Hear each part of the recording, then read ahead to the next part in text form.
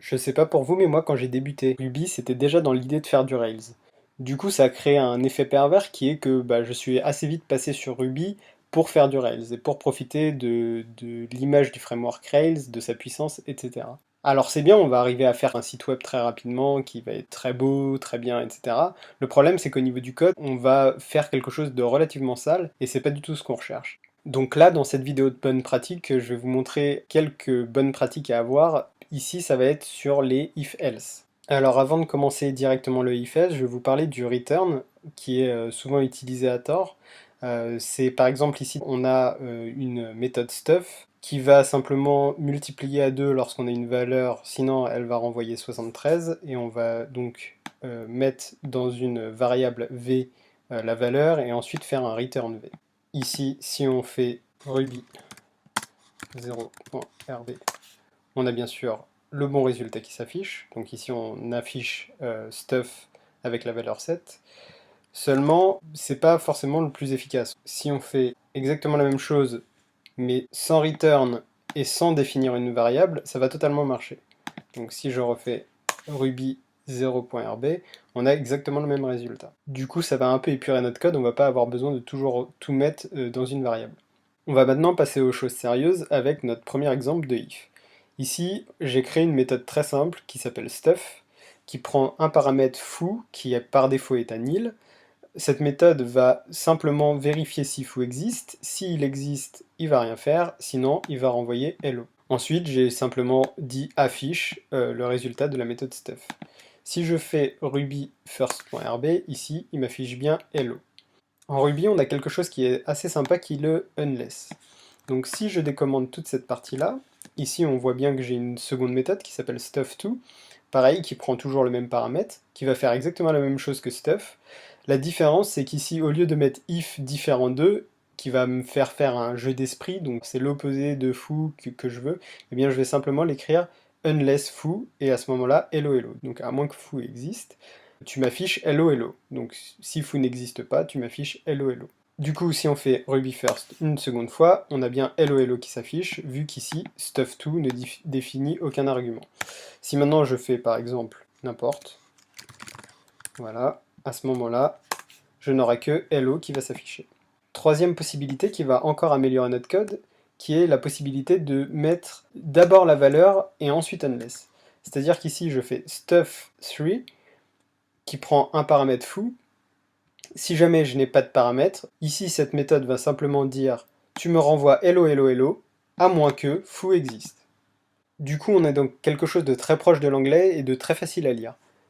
Là encore, si je fais ruby first, on voit bien que hello hello hello marche.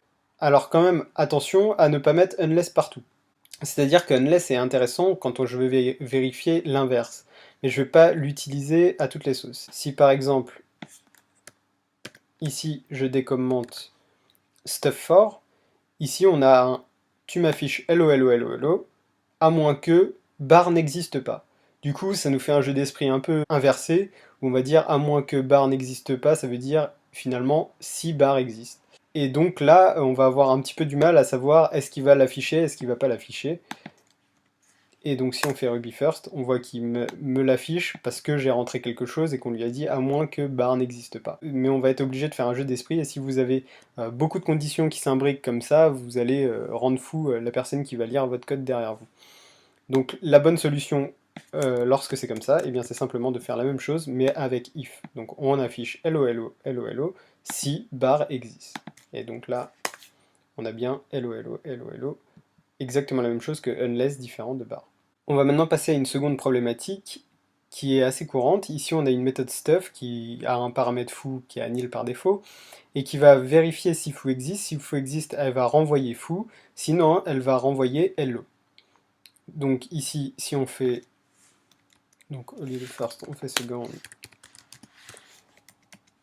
on a bien quelque chose qui marche. Donc si foo existe, donc ici foo existe parce qu'on l'a défini à by, à ce moment-là, tu me renvoies foo.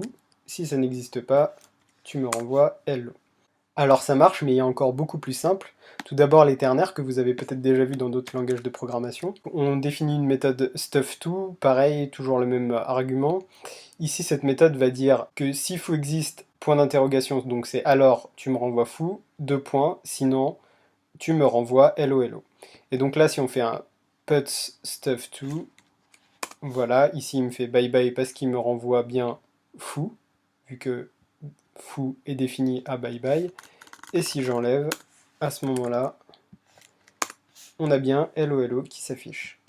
Donc ça c'est une bonne pratique déjà, lorsque c'est quelque chose d'assez simple, de le passer en ternaire c'est une bonne pratique. Et là dans ce cas précis on a quelque chose d'encore plus cool en Ruby, qui est ceci, le foo ou hello hello hello. Donc là, soit tu me renvoies foo, et si ça n'existe pas, tu me renvoies hello hello hello, simplement. Et si on fait encore la même chose, on a bien bye bye bye qui s'affiche parce que foo existe, mais si foo n'existe pas, on a bien hello hello hello qui s'affiche. Troisième et dernier exemple, on a une méthode stuff, cette fois qui par défaut a une valeur de 0. Cette méthode va vérifier si la valeur est comprise entre 0 et 10. Si c'est le cas, à ce moment-là, la variable 1 aura pour valeur valeur et la variable 2 aura pour valeur valeur fois 2. Sinon, 1 sera égal à 10 et 2 sera égal à 20. Et ensuite, on va multiplier 1 par 2. Du coup, si on a une valeur qui est à 2, par exemple, à ce moment-là, on aura 1 égale 2, 2 égale 2 fois 2, donc 4. Ensuite, on aura 2 fois 2 fois 2, donc 8. Si la valeur est de 18, par exemple, 20, 30, 50, à ce moment-là, on aura 10 fois 2, 10 fois 20, pardon, égale 200. Donc si on fait ici RubySurd, ici on a appelé stuff avec 8, donc ça fait bien 128, et stuff avec 15 qui fera de toute façon 200 parce qu'on est au-dessus de 10. Donc il y a une méthode plus simple pour faire ce genre de if qui va retourner plusieurs valeurs. Ici, on a une seconde méthode stuff2, pareil avec la valeur 0 par défaut.